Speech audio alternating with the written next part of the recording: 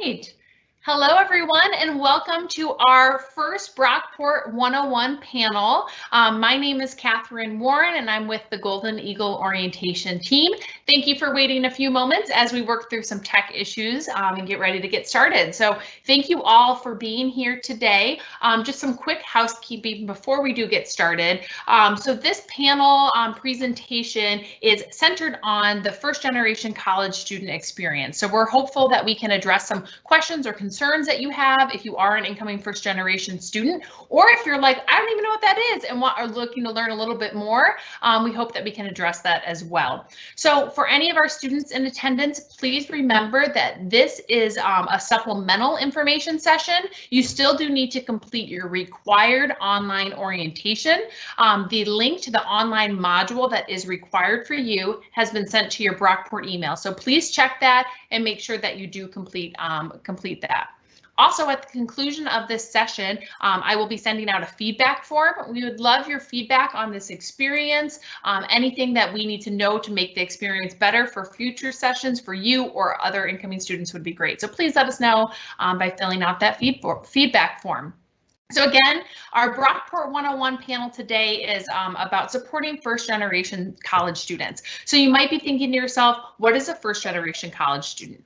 There are a lot of different definitions that you could find if you were to Google it. I will let you know that at Brockport, we define first generation college students as a student who doesn't have a parent or guardian in their household who has earned a bachelor's degree. So again, there are some fluid definitions. That's how we define it, but I want you all to know, whoever is in attendance, that if you identify as a first generation student in any way, shape, or form, whatever that means to you, we're so glad that you're here, and we hope that this information is helpful. So just to provide some context there. Another thing that I did want to mention before we get started, this will be very much a Q&A, right? So we want to hear your questions. We do have, some questions to get the juices a-flowing, but we want to hear from you. What are your questions that you have about this experience of being a first generation college student and coming to SUNY Brockport? So throughout the session, we encourage you to utilize the Q&A feature on the right-hand side. You can submit questions to us and we will answer those, okay? So please utilize that. One thing just to get out there, we don't have any more information on the fall semester or the current situation with COVID-19 than what's already been posted on the Bringing Brockport Back website. So I just want to acknowledge that very much might be on your mind, and we want to assist you as much as possible, but we don't have all of those details. The information we have is what's currently available to you as well. So with those kind of quick housekeeping things, let's go ahead and get started. I'm going to have our panelists introduce themselves and say their name, their pronouns, either their major on our campus or their role on our campus as well. So once again, my name is Catherine Warren. My pronouns are she, her, hers, and I'm the Assistant Director of First Year Programs within the Academic Success Center.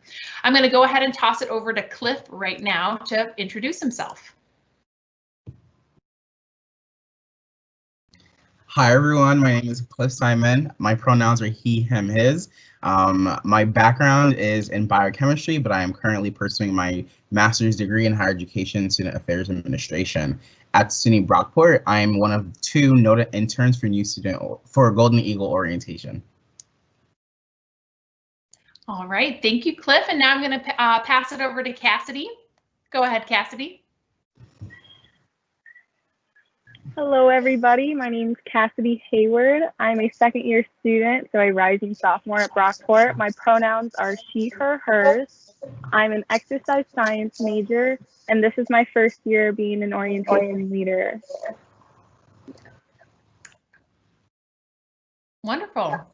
Thank you so much, and bear with us as the camera changes from person to person. We'll try to keep it running as smoothly as possible. So thank you both so much for taking a moment to introduce yourself. So we already have our first question in the chat, which I very much appreciate. Thank you, Joshua. Joshua just wants to know, how long will this program today run? So it really will run as long as you all have questions for us that we can answer for you. So we have it set for an hour. It might not go that whole hour, or it might if you're really blowing us up with questions, and we would love that. But it is set for an hour. So again, thank you, Joshua, for that question.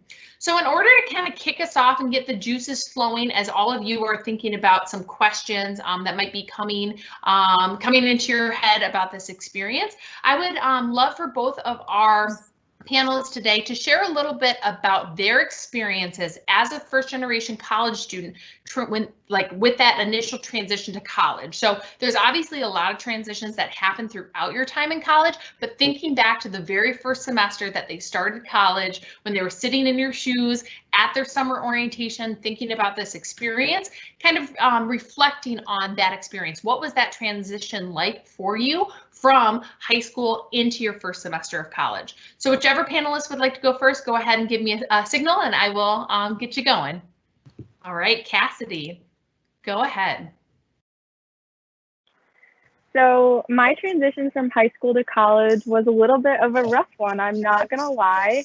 I was super ready to get out of high school, super ready to go. Oh, am I muted? No. Nope, you're good. Okay. It told me I was muted, I'm sorry. So I was ready to go. I was ready to get out there and get after it. And when I went to orientation, everything was just reassured that like I was ready to get there. It was my first taste of freedom. It was super fun. And then my first day on campus, I felt like I just had the biggest rock in my stomach. I was so happy that I was away from home, but at the same time, I didn't know anybody. I didn't know where I was. I didn't know the town that I was in. And it was just super different, especially because I couldn't call my parents and ask them, is this normal? So for me, it was really an individual journey trying to figure out really who I was and what I wanted to do at school, especially because I didn't have my parents there to reassure me or direct me in a way that they thought was best. So yeah, it was definitely hard to get used to at first, but with all the resources on campus, including we have the Academic Success Center, our Hazen Center for Counseling, I took advantage of that so much in my first few months because that I knew that they were there to help me, that those people literally get paid to answer my questions and to help me. And that was super helping and super reassuring to know that even though I didn't have my family, and especially I'm an only child as well, so I don't even have siblings to ask of what the college experience is like. So I truly went in blind, but it was definitely nice having the resources on campus that guided me where I needed to go when I needed to get there. Wonderful. Thank you so much, Cassidy. I'm going to send it over to Cliff now. Hi, everyone, again. I think my transition to a higher education institution was challenging, as very much the situations that Cassidy mentioned before. I want to echo those statements. I feel like I experienced very much a very similar path, and I'm not sure why, right? So my difficulties began in high school because one, you have to navigate the admissions process, and I think that a lot of individuals think that it's just, fill out the common application, send your transcripts over, and just focus on those deadlines, right? But I feel like it was harder for me because my parents are from the Caribbean and they've never experienced the American higher education system, and so just from the beginning I had it rough. Right? So, and I'm the oldest sibling, right? And so I had no guidance, just like Cassie didn't, and so my parents tried really hard, but I also didn't have that support in terms of asking for help. So imagine this: you are a freshman in college, it is like February now, and you get an email from financial aid saying that you never fill out your FAFSA. That's something that I experienced as a freshman student, and I got an email saying the bill is due next week or something crazy like that, and I was like, so you want to focus in on all the resources that you have available to you, right? So pay attention to those orientation modules, right? You have until July 20th to complete them. Pay attention to any emails that financial aid sends you. Read your emails, right? Because I thought I knew it all, right? I got it, right? And I had to experience a lot more challenges than normal. It's okay to ask for help. Something I had to learn the hard way, right? It's okay to ask for help. It's okay to seek out those resources that Cassie mentioned, but it's also very important to read your emails. So I think a lot of my issues would have been avoided if I had checked all of that. So yeah, I cannot echo that enough. The email is important. It's important, no matter what. That is how we operate, I think, in the higher ed world, where we email. So it's an adjustment, because a lot of students, this might be your first time really using email a lot, but you're right, Cliff, a lot of that direct and important communication, those deadlines, all that nitty-gritty stuff that you really need to know to stay on track often gets sent there. So building that into your routine now is a great idea, and it's very important. So thank you both so much for sharing that. I would encourage our attendees to submit questions into the chat box, the Q&A box. We want to answer the questions that you have as you're thinking about your transition. Again, we're happy to keep the conversation going with our kind of pre-prompted questions, but we want to know how we can assist you, what's on your mind as you're getting ready to make this transition. So feel free to submit them in there, and we will get those answered for you.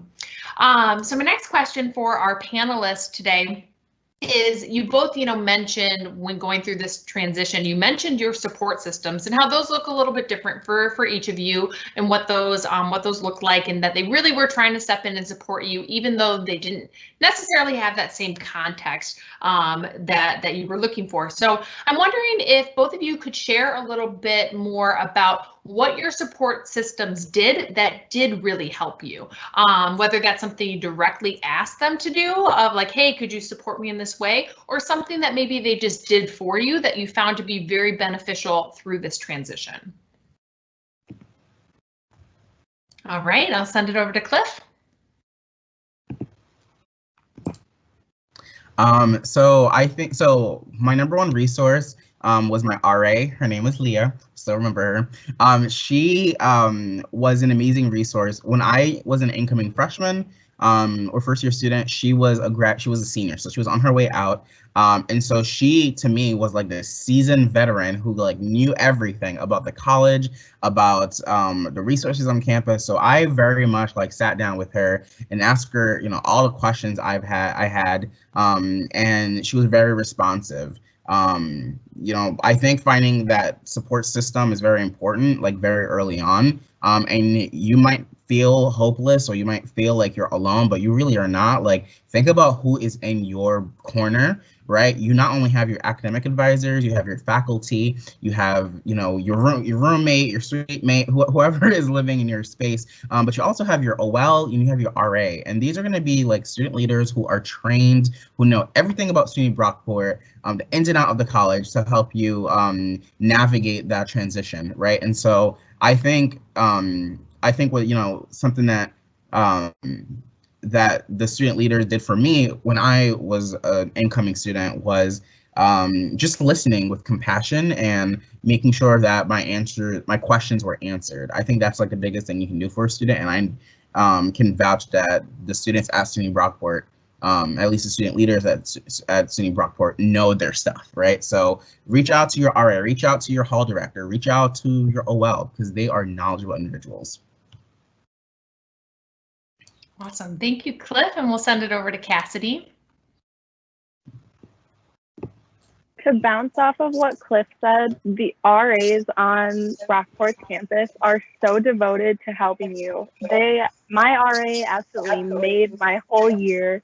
She saved me in so many situations, and she was really that person that you felt that you could go to, that truly didn't judge you or didn't hold you in a certain like situation compared to your roommates or compared to anybody else. Your RA is always there for you. Secondly, to stay on the support system of my family, given that my parents didn't go to college, they knew that they didn't truly know how to help. And I think that that is really what made the difference, is that my parents didn't have an expectation going into college. Like, we didn't set expectations. We didn't set benchmarks as to like how things were going to go. And they didn't expect me to call them 24/7. And you'll find out, like, when you're at school after a while, it gets easy to forget about your home life, but it's also easy to remember it. So you'll know when you want to call your family, and you'll know when you'll want to call the people that really truly ground you at home.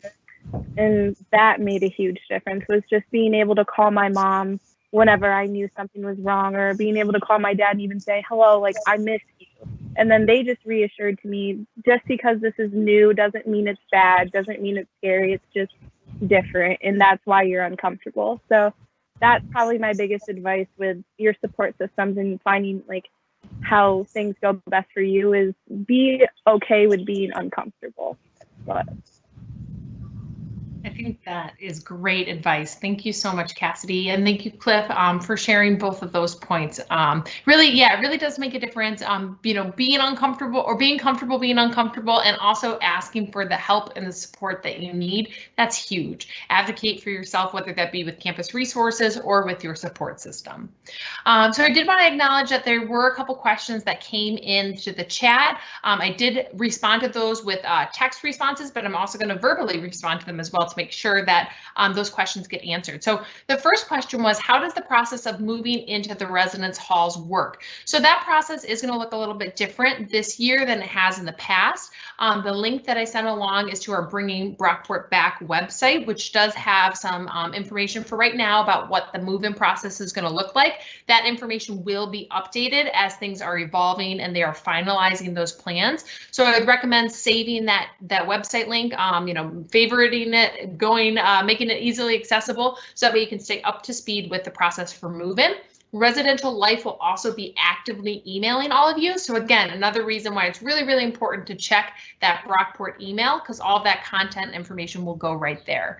The other question that came in was about financial aid. So Cliff had mentioned, it can be difficult to kind of keep track of all the things you got to do when it comes to financial aid. And one of our guest attendees today asked, who do I contact for help with that? So we do have a dedicated office on our campus who focuses on financial aid, not only helping you to navigate the processes like the FAFSA process, but also keeping on track and doing anything that you need to do, kind of checking the different boxes.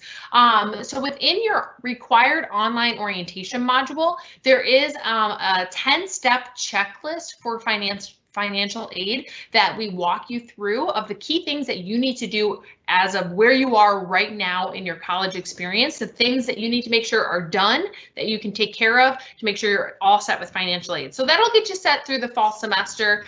You'll be good there. But there are going to be other action items and deadlines and things like that. So again, it's very important to visit that Brockport email and keep an eye out on the financial aid website for more information as well. But thank you for submitting those questions. Please feel free to submit some more. We would love to answer those as well. I did have a follow-up question for our panelists based on some of the things that they talked about. So they mentioned, campus resources and the importance of reaching out and making those connections. I was wondering if either of our panelists have either a personal story or maybe just kind of want to share in general the importance of finding a mentor and mentorship. Specifically for first-generation college students, it can be hard because you're navigating this experience. You're the first in your family to do so potentially. And you might feel like you're on your own sometime, but you have a campus full of people who are here to support and to help you, and finding a mentor who has maybe been in a similar boat as you can be really impactful. So would either of you like to share a little bit about what mentorship has done for you or how that has made an impact on your college experience? All right, Cassidy, go ahead. So I actually have the privilege of being in the honors college at Brockport, which also offers the opportunity to have peer mentors throughout the fall semester, so the first semester. And that's really my opportunity that I had that truly helped me throughout every single day life, because as a coincidence, I was actually in a sociology course with one of my peer mentors, and she sat right at the desk next to me. And she saw me every morning, how I rolled out of bed. She saw me at my worst. And that was definitely the closest relationship that I had, because I truly felt that I could go to her for anything. And at the same time, she reciprocated that with me. She came to me and opened up, and she came to me and really talked about stuff that was going on. So not only is your mentor there to mentor you, but sometimes your mentors can turn into friends. And even RAs, like we talked about before, I Snapchat my RAs, like all the RAs in my hall, super amazing. So it's not abnormal and it's not weird for you to reach out and ask for help because everybody does it. And once you get over that first awkward encounter of being like, do people really like ask for help? Yes, they do. And it's okay to do that. So just getting over that first awkward encounter and finding that first person really makes it so much easier to keep doing so and helping other students as well. Thank you. And we're going to toss it over to Cliff. I think finding a mentor is really beneficial and supports the success. At least it supported my success and might support your success in your transition into undergrad. My support system was my hall director, and he himself was a first gen student. And so when I had a conversation with him, because he was also like an advisor. I had a conversation with him about like my whole FAFSA fiasco, right? And he goes, you know, are you seeking out support at the college, and are you looking for resources? And I said, I guess so. Like, I don't know where to go. And we had that conversation, and he was able to help me with that. But I also, you know, build a relationship with them, and we were able to. I knew I could always go to him for advice, and I still. 5 years later, still asking for advice. So I definitely encourage you all to build those relationships and, you know, seek the support because finding a mentor, specifically one who has gone through the process, has, you know, gained success, they're going to be influential in your career. Awesome. Thank you. Thank you both so much for sharing that. So yes, it is impactful. It can make a huge difference to have that mentorship connection. So one thing that I'm posting within the Q&A box right now that you'll be able to access and click on is a link to our First Gen Mentor Network. So this is something that we actually started last year at Brockport as an opportunity for first generation college students to connect with faculty, staff, and students who are or who identify as first gen. So this is a great way to form that bond, that networking on our campus, get connected to resources, but also talk to somebody who's been in your shoes, who has been through this experience, navigated it. For some of the faculty that you might be connected with, they not only were a first generation student for their undergraduate career, but also for their master's and their PhD, right? And they kind of navigated that higher education experience that you might be interested in as well. So it's a really great way to find a mentor. You know, sometimes we talk to students who are like, yeah, mentorship sounds cool and important, but where do I even start? We try to make it very easy for you to find a place to start. With this link that I just sent, you're able to just fill out a very quick form with basically your name and information, requesting a mentor, and we'll pair you up. We'll match you with somebody, get you connected. For now, it might be virtual meetings, but hopefully very soon it'll be meetings over coffee or lunch, and you can really connect with that person. So definitely check it out. Check out that First Gen Mentor Network. I think it's something that you will find to be very useful, and we hope that you take advantage of. These people want to help you. They've been in your shoes. They want to support you there. So I don't see any new questions in the chat box. I'm gonna do my one more big plug there. Please put your questions in the chat box. We want to answer the questions that you have and make sure we're addressing your concerns, your questions, whatever they might be. So please throw that in there. While we wait for hopefully a question or two to roll in, I would like my panelists to share maybe a piece of advice for our students in this session today. What would be a piece of advice you would give a first generation college student who's about to embark on their college journey at SUNY Brockport? What do you got? It's your great advice. All right, we're going to toss it over to Cliff. I'm just reflecting now on as to my time there, and unfortunately, with everything going on my first year, I also had to find a side job. And I think something that I wish someone had told me during my process was not to overload myself, right? if you're planning on working a job while also attending school, please be cautious and don't overcommit yourself. Be very communicative and let your employer know about your situation, right? Let them know that you cannot possibly work 30 hours and be a full-time student taking 15 credits a semester, right? You're gonna burn out, I promise you, and you're gonna regret it by the time it's like midterms or finals week when you realize that you're so behind, right? It's a very common mistake to think that you can manage your time well your first semester, or at least your first year, or outside the work. I would honestly give yourself at least a year to figure out what that college life is going to be like in terms of like your academics, your personal life, and then find a job maybe like your sophomore year. There are opportunities to work on campus, right? Like whether it's through work study or off campus, right? But I would recommend maybe starting anywhere between like 5 to 10 hours on top of your 15 hours, right? Because the amount of credit that you're taking is equivalent to about 15 hours. And something that I learned through just like my time being an academic, going through all my academics, is that for every class that you take, every 3-credit class, you add 1 hour to the credit. That equals, you add 1 to the credit, and that equals how many hours a week that you need to be studying. So let's say you're taking a 3-credit course, you need to be spending 4 hours outside the classroom studying for that class. And that can be very intimidating, right? And so depending on your major and depending on what's going on, you may be able to meet that, you may not be able to meet that. And adding in a job that pays you 30 hours a week on top of that is going to be very hard to manage. And I wish someone had told me, Cliff, it's okay not to work 30 hours. You work it out with your family, plan your out of class workload and in your class workload so you can figure out what works best for you. I wish someone had told me that. So be sure to know what you can take on, because that's important. Awesome. Thank you, Cliff. And we're going to go ahead and toss it over to Cassidy.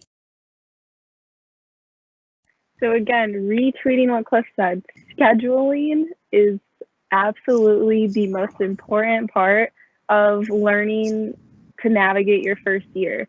Leaving high school, I was a varsity athlete, I was an honors student, I was taking 8 core classes out of 9 total classes I could possibly take every single day. Perfect attendance, complete. It was absolutely amazing thinking back how much I managed. And going into college, I was a little bit too confident about my time management skills and how I thought that I wouldn't need to write things down and how I just thought that I'd remember that I had this assignment due or that paper due in 2 weeks. And it's really not that simple. Post-it notes became my best friend. Calendars, I had like 14 of them in my bedroom. I'm not kidding. It's okay to be OCD when it comes to scheduling, because in the end, when you show up on time and you hand in your assignments on time, it's so much better than thinking back and being like, oh, I'm sorry, I just forgot, or oh, I'm sorry, I just didn't manage my time. And once you schedule your academics, and if you're holding down a job, once you learn how to schedule that, it becomes so much easier to schedule stuff that you do outside of class, and it becomes so much easier to schedule like grocery shopping or when you're going to go to eat. Because if you think high school, everybody tells you when you're going to eat. People tell you when you're going to go to a certain class and when you're going to have a free time. But college, you have the whole day to create a schedule yourself. And that was probably the roughest transition for me, was just having to understand how to manage my own time and how to be independent, really.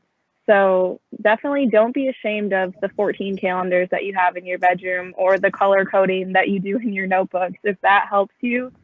But I definitely say scheduling is super important.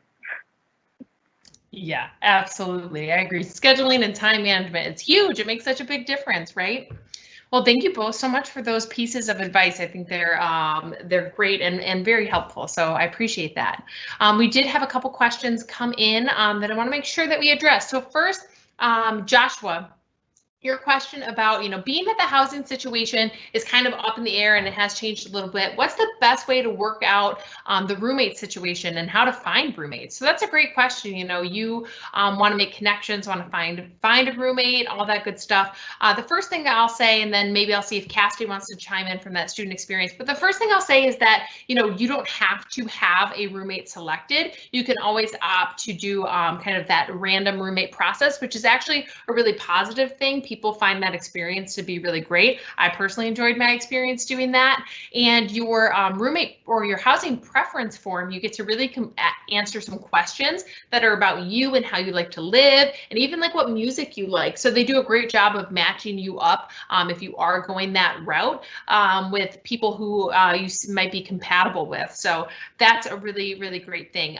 We also do have not only your orientation leader groups that are happening right now, but also social media where students can connect. I know it's a little different with this virtual world, but we have a Brockport Class of 2024 Facebook page where students have been connecting and kind of getting to know each other to then link up as roommates.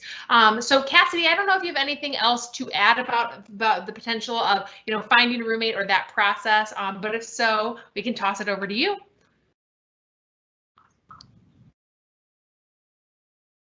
So I personally knew my roommates before coming into it because I am a part of the lacrosse team at Brockport. So I had a group chat going into it, and we kind of met and understood that, hey, like I might like rooming with you.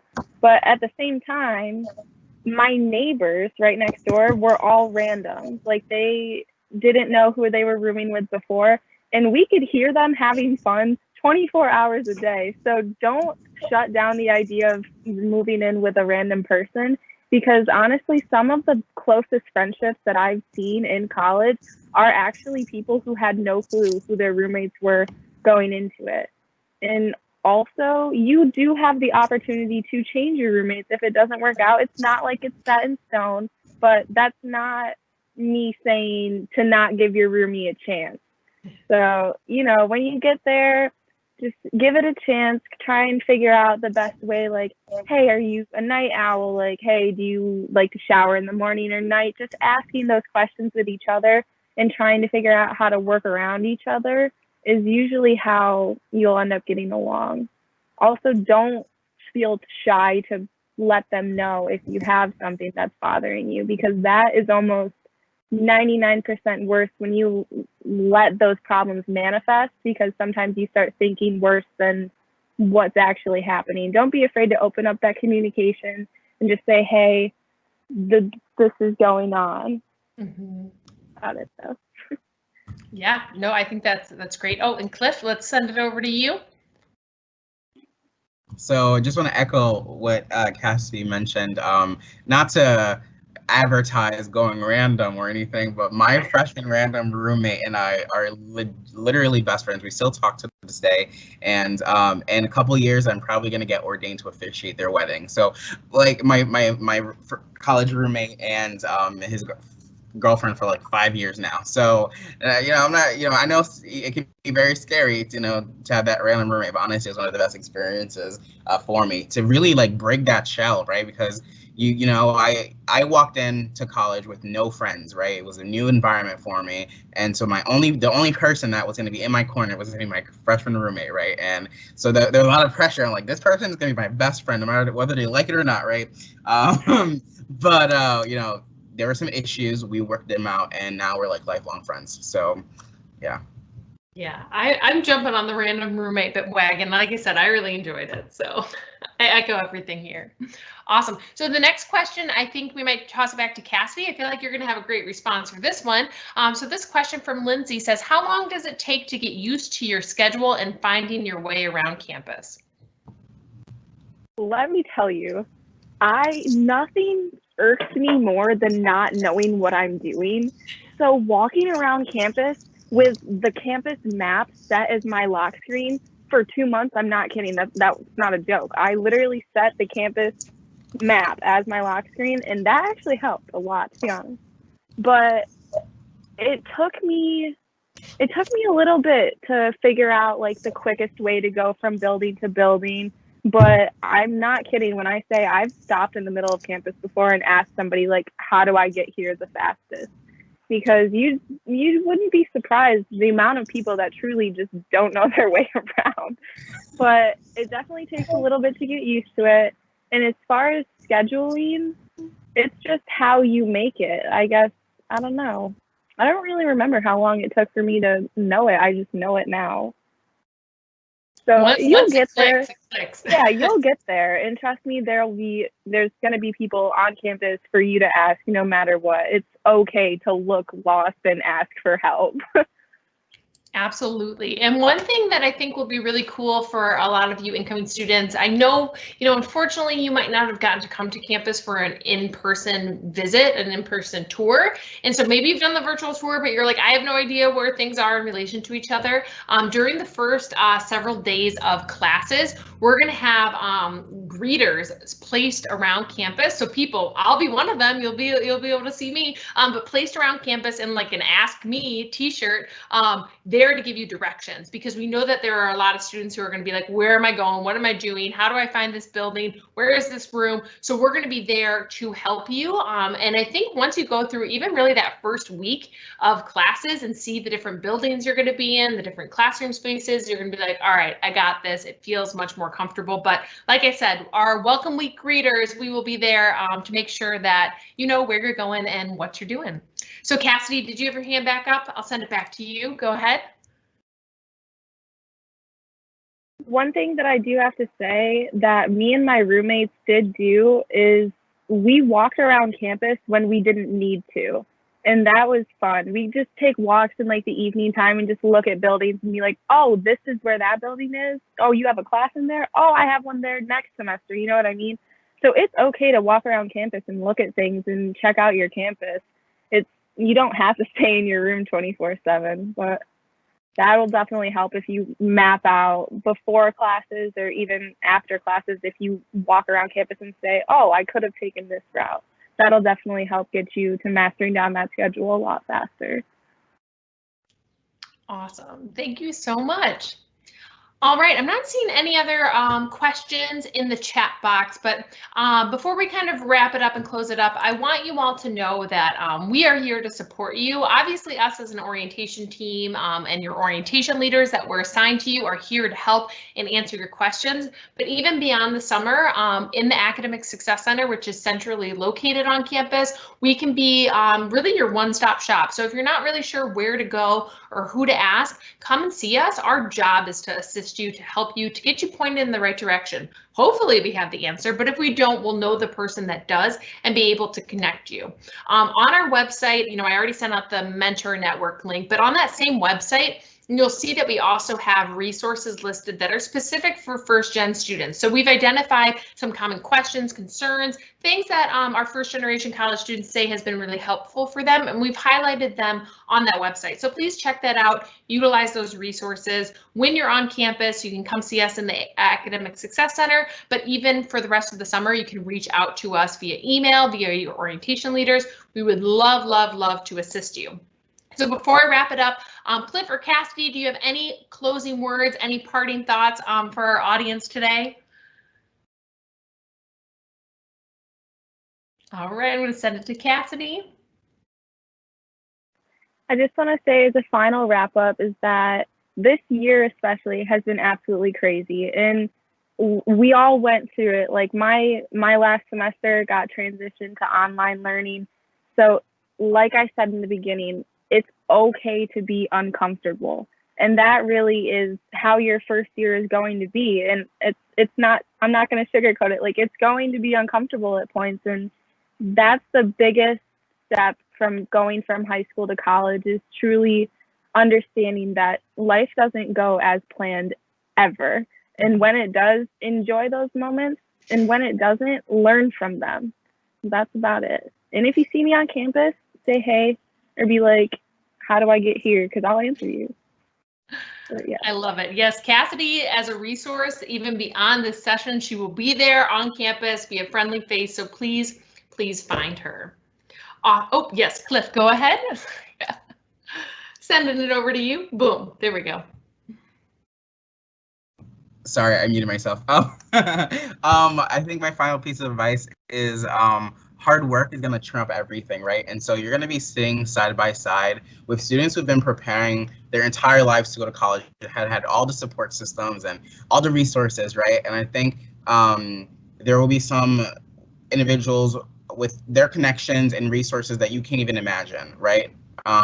So one thing that helped me stay motivated is knowing that if you keep working hard, your discipline, your work ethic is going to fill in those gaps. And for those gaps that can't be filled, the resources on campus will support you. So seek out help, don't be shy, we can't wait to help you out when you get to Brockport. Yay! And I'm sorry, Cliff, I don't know what happened. It just glitched and went to me. So sorry for everyone who awkwardly saw my face. I was like, is it on me? But yes, great advice. Thank you so much, Cliff. So again, thank you all so much for attending today. As a reminder, you do have to complete your required orientation. This is supplemental to that. So please make sure you log into that Brockport email and complete it. Also, in the chat box right now is a link to our evaluation form for this session. Please let us know how we did, how we could improve the experience for future sessions. Once again, thank you all so much for being here. Thank you to our panelists. We can't wait to see you all in the fall. Thank you.